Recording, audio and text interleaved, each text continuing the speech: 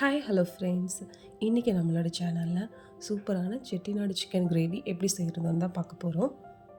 இப்போது கிரேவி எப்படி செய்கிறதுன்னு பார்க்கலாம் வாங்க. ஒரு பாத்திரத்தில் நான் தேவையான அளவு கடலெண்ணெய் சேர்த்துருக்கேங்க. எண்ணெய் காஞ்சது நான் ஹோல் கரம் மசாலா, பட்டை, கிராம்பு, ஏலக்காய், கல்பாசி இதெல்லாம் சேர்த்துருக்கேன். இது நல்லா காஞ்சதுக்கப்புறமா நான் கட் பண்ணி வச்சுருக்கேன் வெங்காயத்தையும் சேர்த்துருக்கேங்க. வெங்காயம் நான் நிறையா சேர்த்துருக்கேன். வெங்காயம் நல்லா வதங்கினதுக்கப்புறம் இஞ்சி பூண்டு பேஸ்ட்டு சேர்த்துட்டு அதையும் நல்லா வதக்கிட்டு அதுக்கப்புறமே நான் சிக்கனை ஆட் பண்ணிவிட்டு சிக்கனையும் போட்டு நல்லா வறுத்துக்கிறேன். இந்த மாதிரி சிக்கனை ஃபஸ்ட்டே போட்டு நான் வதக்கும்போது சிக்கன் நல்லா சாஃப்டாக இருக்குங்க, சவுச்சவுன்னு இருக்காது. சிக்கனில் இருக்கிற தண்ணி எல்லாமே ட்ரை ஆகிட்டு சிக்கன் லைட்டாக கலர் சேஞ்சஸ் ஆகும். இந்த டைமில் பார்த்திங்கன்னா தேவையான அளவு மஞ்சள் தூள், அரைச்சி வச்சுருக்கேன் தக்காளி பேஸ்ட்டு, உப்பு இது எல்லாத்தையும் போட்டுட்டு நல்லா மிங்கிள் பண்ணிக்கோங்க. நான் இதுக்கு 2 தக்காளி அரைச்சிருக்கேன், 3 பெரிய வெங்காயம் மீடியம் சைஸு அதை ஆட் பண்ணியிருக்கேங்க.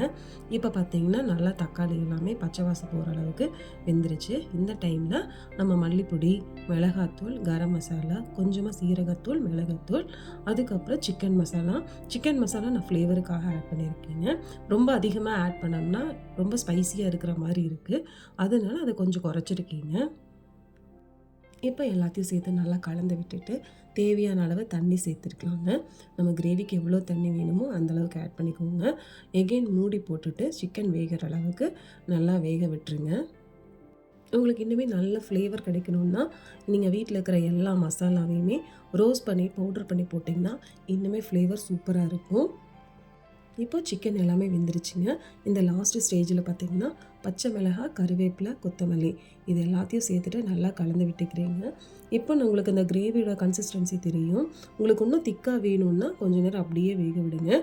இல்லை இந்த திக்னஸ் போதும் அப்படின்னம்னா ஆஃப் பண்ணிக்கோங்க. இந்த ரெசிபி பார்த்திங்கன்னா ரொம்பவே ஃப்ளேவராகவும் கொஞ்சம் ஸ்பைசஸ் கம்மியாகவும் கிட்ஸ் எல்லாருமே சாப்பிட்ற அளவுக்கு தான் இருக்குங்க. இந்த ரெசிபி பார்த்திங்கன்னா ஒயிட் ரைஸுக்கு, இட்லிக்கு, தோசைக்கு, சப்பாத்திக்கு எல்லாத்துக்குமே சூப்பராக இருக்கும்.